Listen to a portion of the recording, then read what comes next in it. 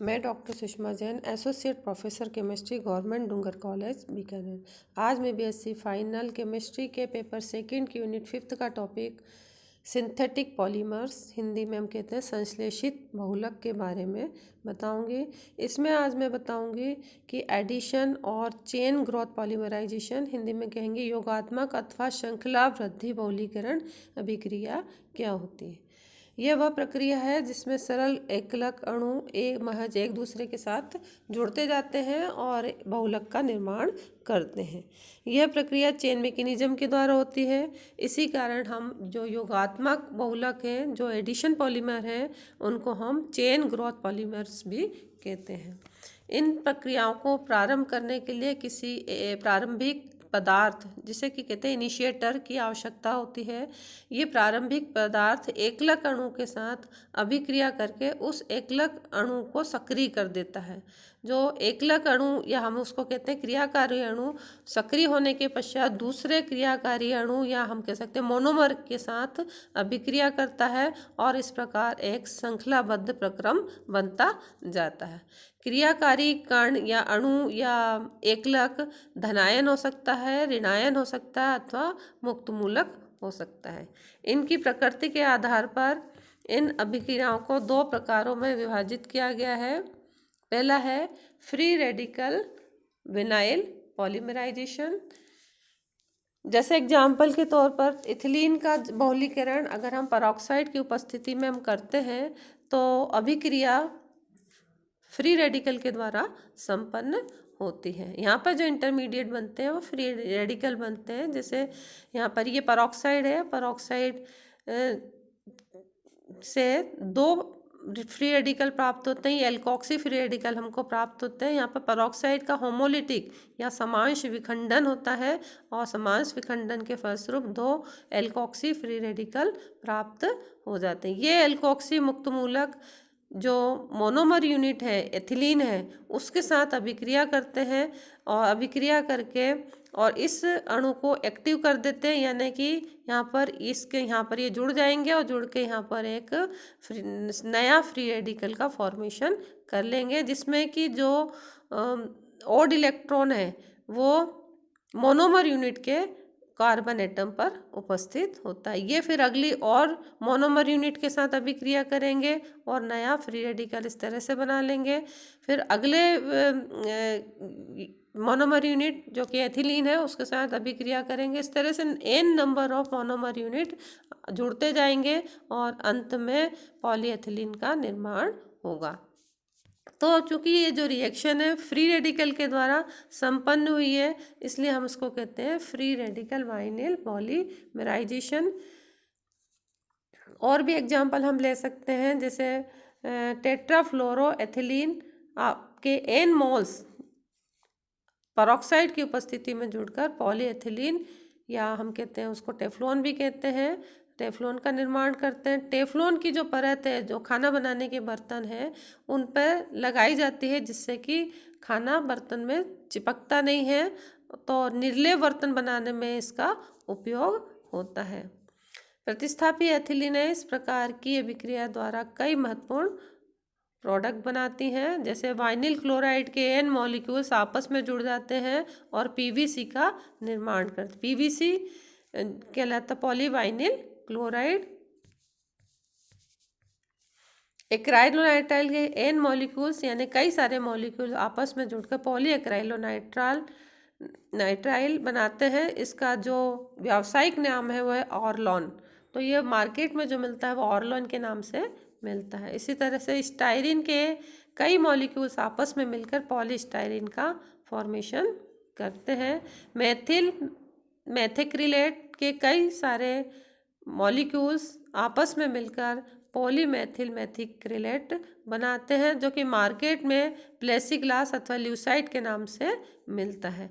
तो इस तरह से हमारे दैनिक उपयोग की कई वस्तुएं हमें पॉलीमराइजेशन अभिक्रिया के द्वारा ही प्राप्त होती हैं। कई सारी वस्तुएं पॉलीमर ही हैं और हमें पॉलीमराइजेशन से प्राप्त होते हैं। इन सभी अभिक्रियाओं में सक्रिय कण द्विबंधित कार्बन परमाणु या वाइनिल समूह पर आक्रमण करता है। इस कारण इन अभिक्रियाओं को वाइनिल पॉलीमराइजेशन कहते हैं। इन अभिक्रियाओं के फलस्वरूप समान मेरुदंड बैकबोन युक्त ऐसे बहुलक बनते हैं जिनके पास में लटकने वाले समूह भिन्न भिन्न होते हैं। यानी अलग अलग अगर मोनोमर यूनिट हम लेंगे तो हमें जी की वैल्यू अलग होगी। अगर सेम हम मोनोमर यूनिट लेते हैं तो जी की वैल्यू सेम ही होगी। यहाँ पर अगर एन मॉलिक्यूल हम CH2 double bond CHG in presence of कोई इनिशिएटर पेरोक्साइड वगैरह हम लेते हैं, पेरोक्साइड इनिशिएटर का काम करता है, तो हमें वाइनिल बहुलक प्राप्त हो जाते हैं।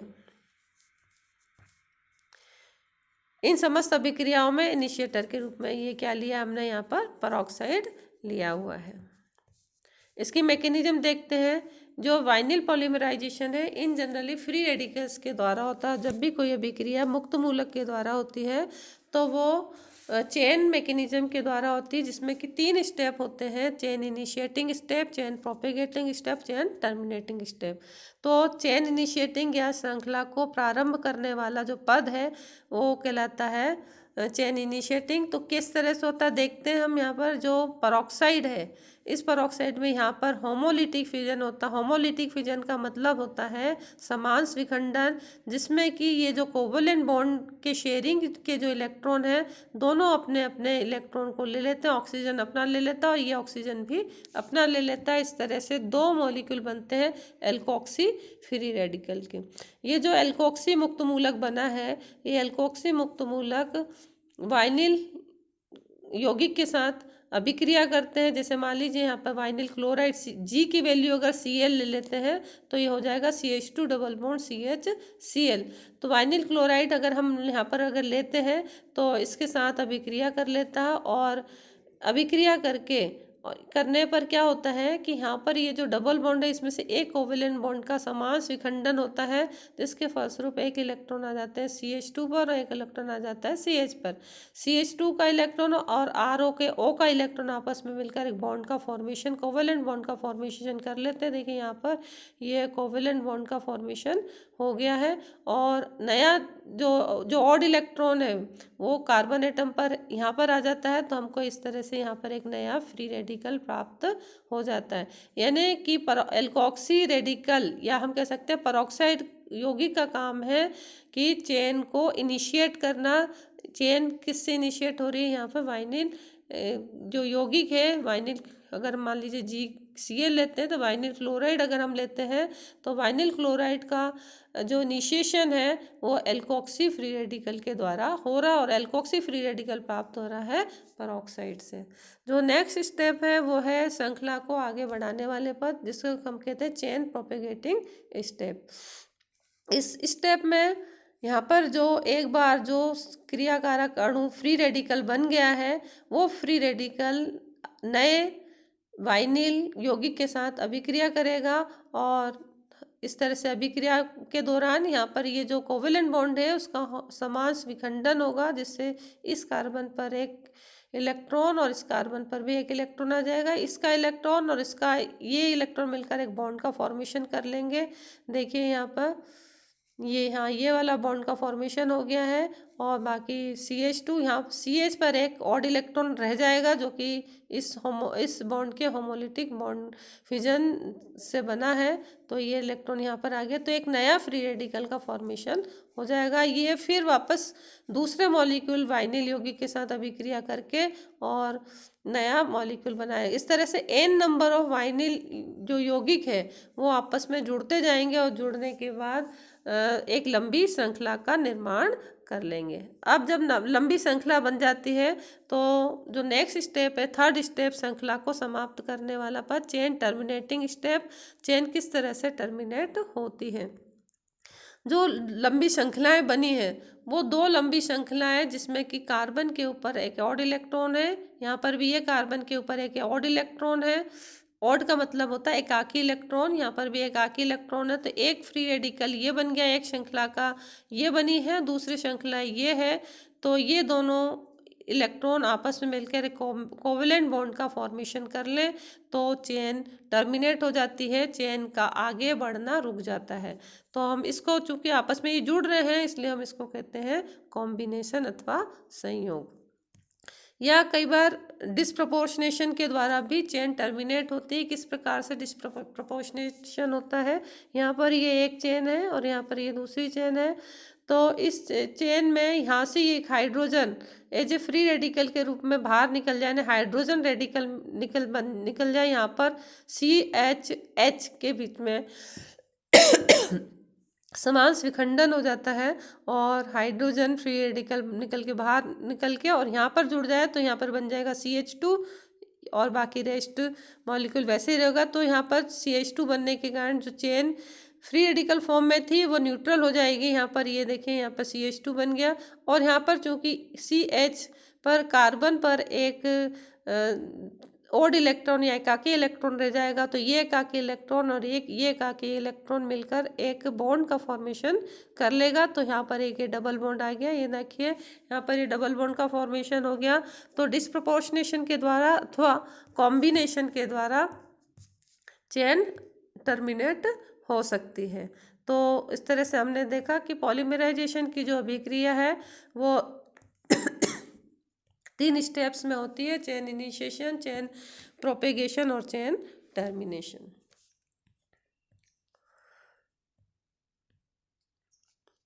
कई बार हमें टर्मिनोलॉजी आती चेन ट्रांसफर, श्रृंखला स्थानांतरण। वो क्या होता है कि कभी कभी किसी विशेष यौगिक की उपस्थिति में जो बहुलीकरण की प्रक्रिया है उसमें परिवर्तन आ जाता है। जैसे स्टाइरिन का अगर साधारणतः हम पॉलीकरण करते हैं तो हमें पॉलीस्टाइरिन प्राप्त होता है, लेकिन अगर हम स्टाइरिन का बहुलीकरण CCl4 की उपस्थिति में करवाते हैं तो बने हुए बहुलक का अणुभार सामान्य परिस्थिति में बने जो बहुलक है, यानी पॉलीस्टाइरिन जो सामान्य परिस्थिति में एल्कोक्सी फ्री रेडिकल की उपस्थिति में बना है उसकी तुलना में काफ़ी कम होता है, और जो बहुलक CCl4 की उपस्थिति में प्राप्त होता है उसमें कुछ मात्रा में क्लोरीन भी पाई जाती है।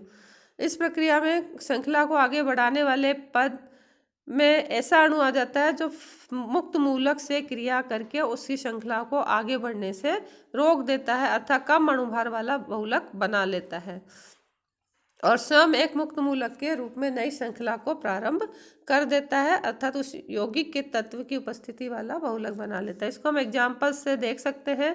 यहाँ पर हम इसको डिफाइन भी कर सकते हैं कि किसी यौगिक की उपस्थिति में एक श्रृंखला को रोककर दूसरी नई श्रृंखला का प्रारंभ होना श्रृंखला स्थानांतरण या चेन ट्रांसफर कहलाता है। इसको एक डिस्क्राइब करने के लिए, इसको समझने के लिए हमने एग्जाम्पल लिया है। यहाँ पर ये पॉलीस्टाइरिन है बना है, ये पॉलीस्टाइरिन की चेन बनाने के लिए स्टाइरिन के 2 मॉलिक्यूल आपस में जुड़ जाते हैं और जुड़कर ये बना लेते हैं स्टाइरिन की फ्री रेडिकल बनाते हैं। यहाँ पर ये सिंपल हमारा सामान्य बहुलीकरण अभिक्रिया है। ये जो स्टाइरिन का फ्री रेडिकल बना है ये एल्कोक्सी फ्री रेडिकल की स्टाइरिन की अभिक्रिया के द्वारा बनता है ये, और ये एक्टिव हो गया। एक्टिव होने के बाद ये नेक्स्ट मॉलिक्यूल स्टाइरिन के साथ अभिक्रिया करके और अपने नया फ्री रेडिकल का फॉर्मेशन कर लिया और इस तरह से चेन आगे और नए स्टाइरिन के मॉलिक्यूल के साथ अभिक्रिया करेगा ये और चेन आगे बढ़ जाएगी। तो इस तरह से एक लंबी चेन का फॉर्मेशन होता जाता है सामान्य बहुलीकरण में। लेकिन श्रृंखला स्थानांतरण अभिक्रिया में अगर मान लीजिए क्या होती है कि अगर हम स्टाइरिन का जो बहुलीकरण है वो CCl4 की उपस्थिति में करवाते हैं तो CCl4 में से एक क्लोरीन जो मुक्त मूलक है वो CH के साथ जुड़ जाता है, तो ये यहाँ जो ये लंबी चेन चल रही थी वो रुक जाती है और ये हमारी, यानी ये कह सकते हैं यहाँ पर ये चेन टर्मिनेट हो जाएगी और मिल जाएगा CCl3 फ्री रेडिकल मुक्त मूलक। तो यहाँ पर जो चेन है उसकी लंबाई भी कम हो जाएगी, मॉलिक्यूलर वेट जो जनरल हमारी जो चेन प्राप्त होती है उसकी तुलना में कम होगा, और ये जो नया फ्री रेडिकल प्राप्त होगा CCl3 ये दूसरे स्टाइरिन मॉलिक्यूल के साथ रिएक्शन कर लेगा और रिएक्शन करके ये यहाँ पर एक स्टाइरिन का CCl3 के साथ यौगिक प्राप्त होगा जो कि फ्री रेडिकल के रूप में है, यहाँ पर एक एकाकी इलेक्ट्रॉन प्रेजेंट है, इसलिए हम कहेंगे कि ये एक फ्री रेडिकल है। ये आगे अभिक्रिया कर सकता है दूसरे, या तो CCl4 के साथ करके Cl लेके और यहाँ पे चेन टर्मिनेट हो जाए, अथवा दूसरे मॉलिक्यूल के साथ अभिक्रिया हो सकती है स्टायरीन के साथ, और चेन आगे बढ़ सकती है।